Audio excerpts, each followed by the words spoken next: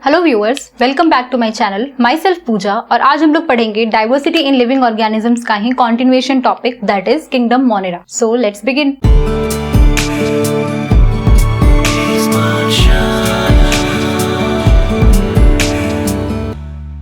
हमने last video में बात की थी कि kingdom, phylum, class, order, family, genus, species क्या चीजें होती हैं, वो कैसे हम उनको डिफाइन करते हैं, राइट। अभी हम बात करेंगे कि किंगडम मोनेरा के स्पेसिफिक कैरेक्टरिस्टिक्स के बारे में, जिससे हमें ये पता चलेगा कि हम क्यों किसी ऑर्गेनिजम्स को इसी किंगडम के अंदर रखेंगे। Okay, so let's first of all discuss about कि वो कौन कौन से बेसिक एंड इंपॉर्टेंट फीचर्स होते हैं जिसके बेसिस पे हम किंगडम मोनेरा को डिफाइन करते हैं। तो सबसे पहली जो चीज आएगी वो होगी सेल टाइप, ठीक है, कि इनमें कौन सा सेल टाइप प्रेजेंट है। तो इनका जो सेल टाइप होता है वो मेनली क्या होता है, वो यहाँ पे होता है प्रोकैरियोटिक। तो यानी ये जो सेल्स, इनके जो सेल्स होंगे वो प्रोकैरियोटिक होंगे, यानी इनका न्यूक्लियस कैसा होगा, प्रिमिटिव न्यूक्लियस होगा इनका। ये हम लोग डिस्कस कर चुके हैं कि प्रोकैरियोन का क्या मतलब होता है ना।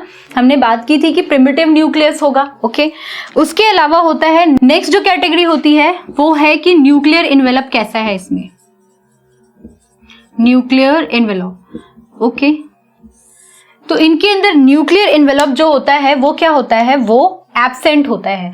ये मैं आपको टेबुलर फॉर्म में बता रही हूं सो दैट आपके लिए समझना और याद रखना दोनों ही इजी हो जाए। ओके, तो इनका न्यूक्लियर एनवेलप जो होगा वो क्या होगा, वो एब्सेंट होगा। अच्छा, अब एक और क्वेश्चन है मेरे पास कि अगर इसका सेल टाइप प्रोकैरियोटिक है तो इसके अंदर क्या मेम्ब्रेन बाउंड जो ऑर्गेनल्स होते हैं वो प्रेजेंट होंगे? नहीं होंगे, ठीक है। तो यानी कि अगर मैं इनके ऑर्गेनल्स की बात करूं, तो अगर मैं बात करूं कि मेम्ब्रेन बाउंड ऑर्गेनल्स,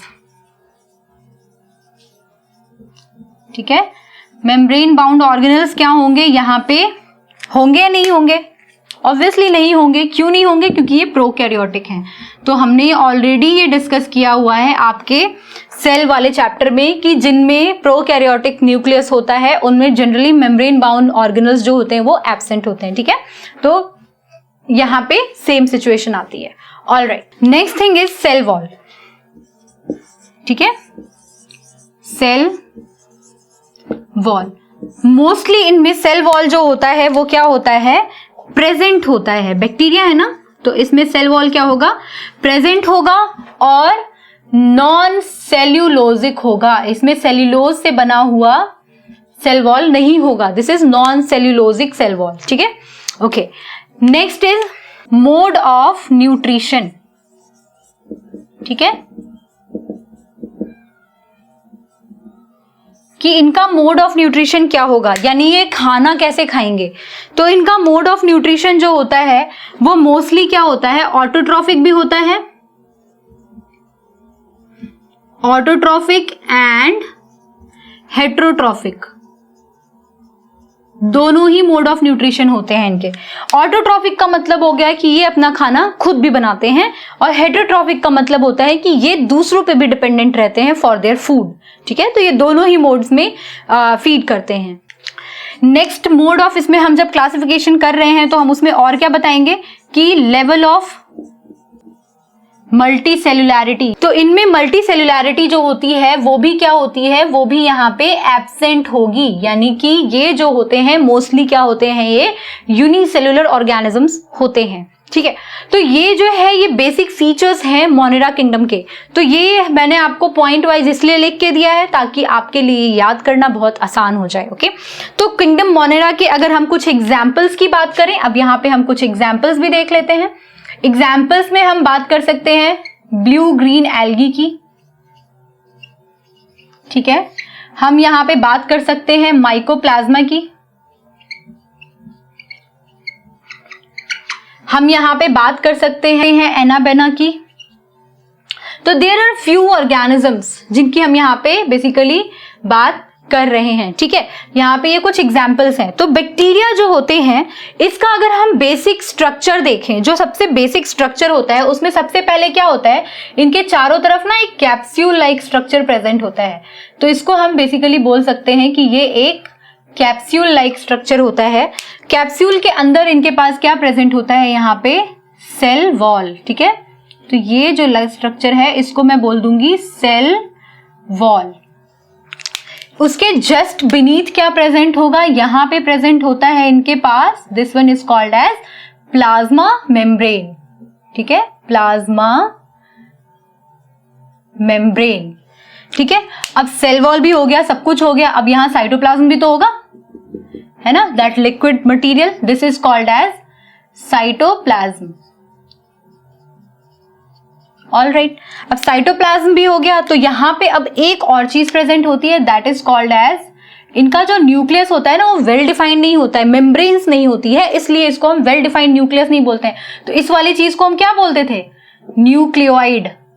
आपको अगर याद हो तो ये हमने डिस्कस ऑलरेडी किया हुआ है कि इनके पास ये सारी चीजें होती है। कुछ बैक्टीरियाज होते हैं उनके पास क्या प्रेजेंट होता है, फ्लैजिलम।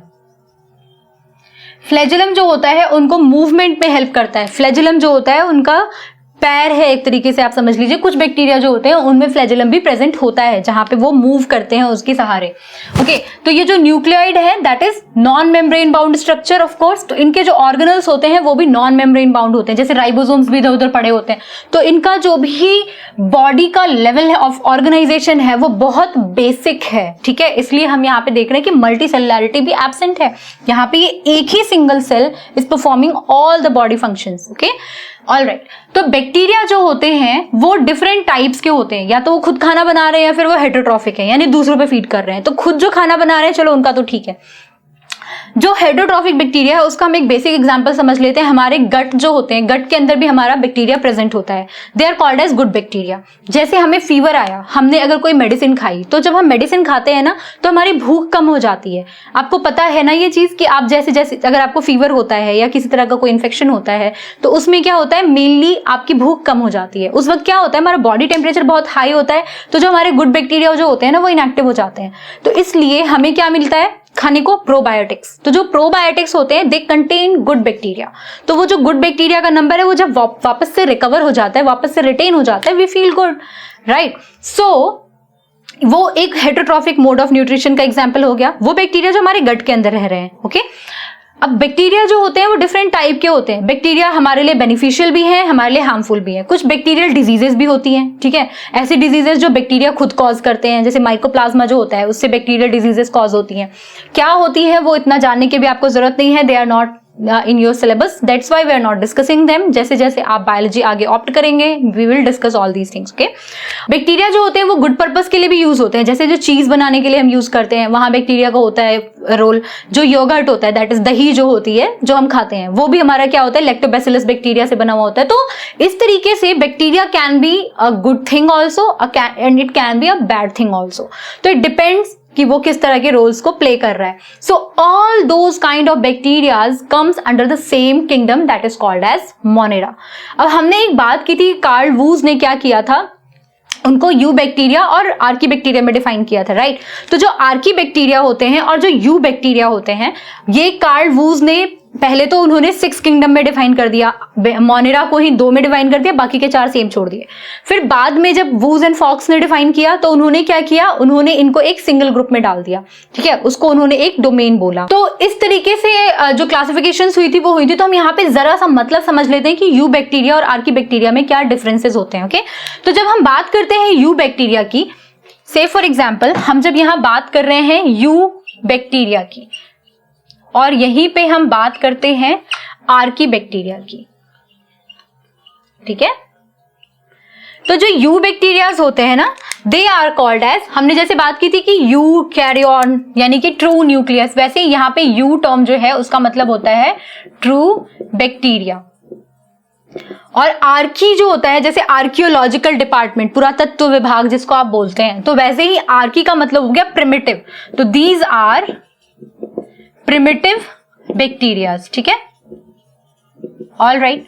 तो यानी पहले इवोल्यूशन के टाइम में अगर हम इवोल्यूशन वाइज देखें तो archae bacteria came first and then came eu bacterias, यानी जो अभी वाले बैक्टीरिया हैं ट्रू बैक्टीरिया। तो अब हम ये तो नहीं बोल सकते कि आर्की बैक्टीरिया जो पुराने थे वो अब नहीं है, ऐसा नहीं होता है, वो अभी भी एग्जिस्टेंस में है। और बल्कि इनका जो सेल वॉल होता है वो इनको ऐसा फीचर देता है जिससे ये ज्यादा स्टेबल होते हैं। जो भी अल्कलाइन सिचुएशन है, जो भी अनस्टेबिलिटी वाली सिचुएशंस होती है ना, अगर आप बैक्टीरिया को अल्कलाइन सिचुएशन में रखोगे तो वहां उनकी डेथ हो जानी चाहिए, लेकिन आर्कीबैक्टीरिया विल सर्वाइव। ठीक है, तो इनकी जो लिपिड की लेयर है, मतलब इनकी जो सेल वॉल की लेयर है, that is giving them those kind of modifications, जिसकी वजह से archaebacteria are more robust in nature in comparison to the true bacteria और यू बैक्टीरिया जो कि बाद में इवॉल्व हुए। That's what I was saying बच्चों, इससे पहले जब हम डिस्कस कर रहे थे कि जो इवोल्यूशन होता है उसमें जो हमारा एक्यूमुलेशन ऑफ ट्रेट्स है वो that can be for good और that can be for bad also. तो आप सोचो, प्रिमिटिव बैक्टीरिया आर्कीबैक्टीरिया हैं, पहले वो आए हैं, बाद में आए यू बैक्टीरिया। तो आइडियली तो ये होना चाहिए था कि स्ट्रेसफुल कंडीशन में इनको सरवाइव करना चाहिए था, इनको नहीं करना चाहिए था, क्योंकि ये पहले आए थे, क्योंकि इनको पता ही नहीं था। बट क्योंकि ये पहले आए तो ये ज्यादा हार्श सिचुएशन में रहे, इसलिए इन्होंने उस कैपेबिलिटी को ड्रॉप नहीं किया। बट जो बाद में इवॉल्व हुए उनको सिचुएशन थोड़ी बेटर मिलती गई, इसलिए उन्होंने अपने वो फीचर्स ड्रॉप कर दिए। तो जो मोड ऑफ इवोल्यूशन होता है या जो भी तरह के इवोल्यूशन हमारी बॉडी में, हमारे आसपास, हमारे चारों तरफ हो रहा है, that is basically because of some kind of natural selection, natural pressure. Okay, तो वो जो चीजें होती हैं वो अभी आपको इतनी अच्छे से समझ में नहीं आएंगी because they are not even in your syllabus and that's why I don't want to go in those depth. But yes, I am just trying to say that it's never ever necessary that if evolution is going on, it's always going to take some positive things and it is always going to drop some negative things. No, it is not going to happen. Okay, so in course of evolution ये bacteria जो थे, you bacteria जो थे, वो क्या हुए, इन्होंने अपने वो फीचर्स अडेप्ट नहीं किए, उन्होंने वो फीचर्स अपने ड्रॉप कर दिए। और आर्की बैक्टीरिया जो थे वो अभी भी हार्श डिफिकल्ट सिचुएशन में सर्वाइव कर सकते हैं। So this is all about Kingdom Monera as per given in your NCERT। जब आप क्लास 11th में सेम डाइवर्सिटी चैप्टर पढ़ेंगे, आप इसी किंगडम को और ज्यादा डेप्थ में और ज्यादा डिटेल में पढ़ेंगे। But yes, for this time point you need to remember all these 6 things which is very very important। जब भी आपसे पूछा जाएगा it will be very easier for you to explain these things when written in point wise। I hope आपको ये video बहुत अच्छे से क्लियर रही होगी, but still if you have any question, any query, please drop them in the comment box and follow me on Facebook, Instagram and Twitter handle with the same page name, that is Ace Pathshala। Till then, all the best, bye bye।